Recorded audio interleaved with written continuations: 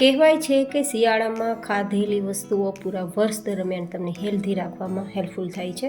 તો આજ ડિમ્પલ્સ ડિશિસમાં ઘરની જ સામગ્રીઓ એ પણ 2 થી 3 જેને તમે આરામથી બનાવી શકો માત્ર 2 ચમચી જેટલા ઓછા ઘીમાં, એ પણ બિના ઝંઝટ, સરળતાથી અને ખૂબ જ હેલ્ધી. પ્રસૂતિ પછી સાંધાના દુખાવામાં કે શરીરના થાક નબળાઈમાં કે કોઈ પણ અંગને દુખતું હોય ત્યારે તમે ખાઈ શકો તે વસાણું તૈયાર કરીશું. તો ચલો રેસીપી શરૂ કરીએ. તો જેમના માટે મેં અહીંયા ટોપરાના વાટકા લીધા છે.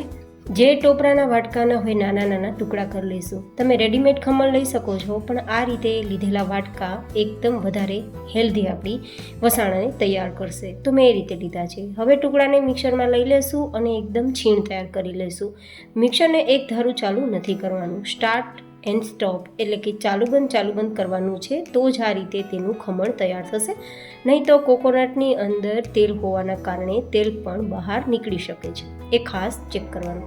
આ રીતે આપણું ટોપરાનું છીણ તૈયાર થઈ ગયું છે અને લગભગ આ છીણ આપણું 5 કપ બરાબર હશે. તો હવે આપણે અહીંયા બીજી સામગ્રી લેશું અને તે છે ગુંદ. લગભગ 5 થી 6 મોટી ચમચી હોય તેટલો. તેને આપણે ગ્રાઇન્ડ કરી પાવડર તૈયાર કરી લઈશું. આ રીતે તમે કરશો ને તો ઓછા ઘીમાં તમે હેલ્ધી વસાણું તૈયાર કરી શકશો. જનરલી આપણે અડદિયા બનાવતા હોઈએ, ગુંદપાક બનાવતા હોઈએ અને તેમાં ઘીનું પ્રમાણ વધારે રાખાતું હોય છે અને ઘી વગર તે વસ્તુ સારી બનતી પણ નથી. પણ ઘણા બધા લોકો હેલ્થ કોન્શિયસ હોય છે અને ઘી ઓછું પસંદ કરે છે. તો આ વસાણું તેમના માટે બેસ્ટ રહેશે. હવે આપણે 2 મોટી ચમચી જેટલું ઘી ગરમ કરીશું. અહીંયા જામેલું ઘી છે તો તમને ઓગળતા થોડી ક્વોન્ટિટી વધારે લાગશે. હવે આપણે ઘીને કેટલું ગરમ કરવાનું કે આપણે ગુંદને બરાબર તળી શકીએ. તમે જોઈ શકો છો થોડું ગુંદ મેં ઉમેર્યો તો ફટાફટ બબલ્સ થઈને ઉપર આવે છે. મતલબ આપણું ગુંદ તળવા માટેનું ઘીનું ટેમ્પરેચર પરફેક્ટ છે. તો હવે આપણે દળેલું ગુંદ ઉમેરી દઈશું, થોડી વાર ચલાવીશું તો એકદમ સરસ તળાઈ જશે. આ રીતે તમે ગુંદને તળશો ને, ગ્રાઇન્ડ કરી પાવડર કરી, તો તમે ઓછા ઘીમાં વસાણું તૈયાર કરી શકશો. મેં અહીંયા 2 ચમચી ઘી લીધું છે. તમે 1 ચમચી ઘીમાં પણ જો ઓછો ગુંદ લેતા હશો તો આ વસાણું તૈયાર થઈ જશે. પણ જો ગુંદનું પ્રમાણ વધારશો તો તમને ઘીનું પ્રમાણ વધારે રાખવાનું રહેશે. જો કે ચોઈસ તમારી પાસે છે, તમારે ઘી કેટલું લેવું એ ગુંદની બરાબર લેવાનું રહેશે. અત્યારે આપણે 2 ચમચી ઘીમાં આટલો ગુંદ સરસ તળાઈ ગયો છે અને તમને આ ગુંદમાં જે ટુકડા દેખાય છે ને કે તળાતા ટુકડા થઈ ગયા છે, બધું છૂટું થઈ જશે, ટેન્શન નથી લેવાનું. તો હવે ગુંદ તળાઈ ગયા બાદ આપણે જે છીણ તૈયાર કર્યું છે ને તેને ઉમેરી દેવાનું છે. આપણે અહીંયા વધારે ઘીની એટલા માટે જરૂર નથી પડતી કે ટોપરામાં ઇનબિલ્ટ ઓઇલ હોય છે, તે રિલીઝ થશે જ. તો ઓછા ઘીમાં આ વસાણું તૈયાર થઈ જાય છે. લગભગ 5 કપ બરાબર આપણે આ છીણ લીધું છે. તો આપણે મીઠાશ પણ આપણે જે કપથી છીણ લીધું ને તે જ કપના માપથી લેશું તો એકદમ પરફેક્ટ મીઠાશ અને પરફેક્ટ મેજરમેન્ટ સાથે આપણું વસાણું તૈયાર થશે. ઘણા બધા લોકોને છે ને બહારનું વસાણું પસંદ નથી આવતું અને આમ પણ હેલ્ધી ને હાઇજેનિક પણ નથી હોતું અને ઘરે બનાવવામાં બિલકુલ ઝંઝટવાળું કામ લાગતું હોય છે, પરફેક્ટ બનતું નથી હોતું. તો આ વસાણું અડદિયાને કે ગુંદપાકને ટક્કર મારે તેવું તૈયાર થશે.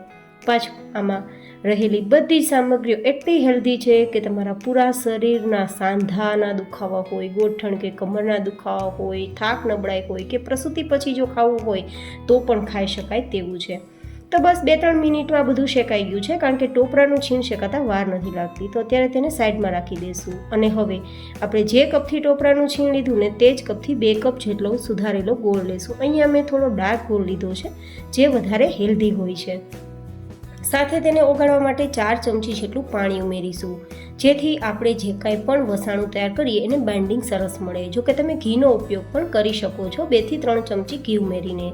હવે માત્ર આપણા ગોળને ઓગાળવાનું છે. અહીંયા કોઈ પણ પ્રકારનો પાયો કે ચાસણી નથી કરવાની.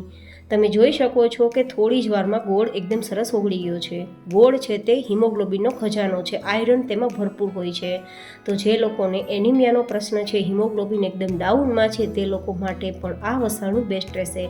આપણે એ જ રીતે સામગ્રીનો ઉપયોગ કર્યો છે કે તમે ઓછા ભાવમાં એકદમ સરળ રીતે અને ખૂબ જ હેલ્ધી તમને આ વસાણુંના ફાયદા થાય તે રીતે આપણે વસાણું તૈયાર કર્યું છે. તો દરેક વ્યક્તિઓ બનાવી શકે. હવે તમે જોઈ શકો છો કે ગોળ ઓગળી ગયો છે, થોડા બબલ્સ પણ થઈ ગયા છે. તો હવે વધારે આપણે ઉકાળવાનું નથી, નહીં તો પાયો આવી જશે અને આપણું જે વસાણું છે થોડું ખાવામાં કડક થશે. તો આપણે ગેસની ફ્લેમ બંધ કરી દઈશું અને આ જે ઓગાળેલો આપણો ગોળ છે તેને આપણે જે આપણું ટોપરાનું છીણ ને બધું તૈયાર કર્યું છે ને તેમાં આપણે થોડો થોડો કરીને ઉમેરતા જશું અને પછી તેનું બધું ભેગું કરી લેશું. ગાઈઝ, દરરોજનો માત્ર એક ટુકડો તમે જો આ વસાણાનો ખાશો ને તો માત્ર થોડા જ દિવસોની અંદર તમને ઘણી બધી એનર્જી બૂસ્ટ થતી તમારા શરીરમાં દેખાશે. તમને જો થાક નબળાઈ રહેતો હોય, થોડું ચાલતા શ્વાસ ચડી જતો હોય તો આ બધા જમાં ફાયદા કરનાર છે. સાંધાના દુખાવા માટે પણ શિયાળાની અંદર તેનો પ્રકોપ વધતો હોય છે તો તેમાં પણ તમે ખૂબ જ રાહત મળશે. કમરના દુખાવામાં પ્લસ જેને લોકોએ હમણાં જ પોતાના બેબીને જન્મ આપ્યો હોય તેવી નવી માતા એટલે કે પ્રસૂતિ પછી પણ તમે ખાઈ શકો તેવી આ એકદમ હેલ્ધી કહી શકાય તેવી વસાણાની વાનગી છે. એન્ડ હા ગાઈઝ, આ વસાણાનું નામ શું રાખી શકાય ને તે મને કોમેન્ટમાં જરૂર બતાવજો, કારણ કે હું હંમેશા નવું ક્રિએશન તમને શેર કરતી હોઉં છું, તો નામ તમે મને સજેસ્ટ કરી શકો છો. અને ચેનલ પર નવા હોય તો આવા અવનવા વિડીયો માટે ચેનલને સબસ્ક્રાઈબ કરજો. મારી મહેનત પસંદ આવે તો લાઈક કરજો, બીજા લોકોને હેલ્પફુલ થાય તેવું લાગે તો શેર કરજો. અને આ વસાણાનું નામ શું રાખી શકાય તે બતાવવા માટે કોમેન્ટ જરૂરથી કરજો. હવે આ રીતે બાઇન્ડિંગ થઈ જાય છે તો તમે લાડુ પણ તૈયાર કરી શકો છો અને ટુકડા પણ તૈયાર કરી શકો છો. તો હું અત્યારે ટુકડા તૈયાર કરવા માટે એક થાળીની અંદર થોડું ઘીથી ચીકણી કરી લઉં છું, જેથી આરામથી ટુકડા ડિમોલ્ડ થઈ જાય. હવે આ બધું જ સરસ આપણે પાથરી દઈશું. તમે જોઈ શકો છો કે આપણે 2 ચમચી જેટલા ઓછા ઘીમાં વસાણું તૈયાર કર્યું છે, છતાં તેની ઉપર કેટલી શાઇનિંગ છે, જેનું કારણ છે ટોપરામાં રહેલું તેલ રિલીઝ થયું છે. તો હવે તેને પરફેક્ટ ઠંડુ કરશું એન્ડ ધેન એના ટુકડા તૈયાર કરશું. ગાઈઝ, આ ખાવું એટલું સરળ છે કે દાંત વગરની વ્યક્તિ પણ ખાઈ શકે. તમે કોઈ પણ નાના બાળકને દાંત વગરના વ્યક્તિઓને પણ જો આ વસાણું ખવડાવવું હોય ને તો ખવડાવી શકાય તેવું છે, કારણ કે આમાં ગુંદ પણ દળેલો છે, ટોપરું પણ સોફ્ટ હોય છે અને ગોળ તો ઓફકોર્સ સોફ્ટ આપણે રાખ્યો જ છે, પાયો તૈયાર નથી કર્યો એટલા માટે. તો કેવી લાગી તમને મારી આજની આ વસાણાની રેસીપી તે પણ મને જરૂર બતાવજો. તમે જોઈ શકો છો કેટલો એટ્રેક્ટિવ લુક છે એન્ડ ટુકડા કરતાં આરામથી સોફ્ટ છે, મોંમાં જતાં ઉગળી જાય તેટલો નરમ છે. ફરી મળીશું એક નવી જ એન્ડ હેલ્ધી રેસીપી સાથે. ત્યાં સુધી stay healthy and stay happy.